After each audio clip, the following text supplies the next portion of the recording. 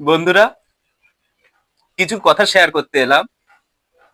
যে আমার ছোটবেলা থেকে ঘাড়ে পিঠে করে মানুষ করেছে আমার দাদু, আজ প্রাতঃকালে নিজের দেহ থেকে আত্মাটাকে ত্যাগ করিয়েছে।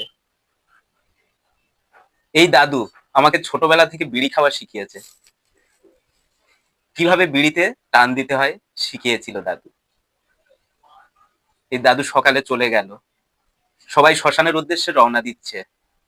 তো আমি নিজেকে তৈরি করতে এসে একটু মেকআপ করে নিতে, কেননা দাদুর সাথে একটু সেলফি তুলবো, শ্মশানে যাওয়ার একটা ব্লগ বানাবো।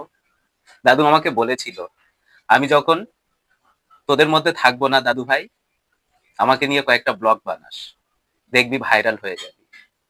দাদু আমাকে একথাও বলেছে যে আমার শ্রাদ্ধটাকে নিয়ে 1-150টা ব্লগ বানাস, যেটা সোশ্যাল মিডিয়ায় ছাড়িস, দেখবি ভাইরাল হয়ে যাবি। এখন আমি আর থাকতে পারছি না, সেই কারণে সবাই শ্মশানের উদ্দেশ্যে রওনা দিচ্ছে। আমি এলাম নিজেকে তৈরি করতে, একটু ফেসিয়াল করতে, কেননা ক্যামেরার সামনে আসতে গেলে একটু ফেসিয়াল করা দরকার, নিজের সৌন্দর্য নিয়ে আসা দরকার।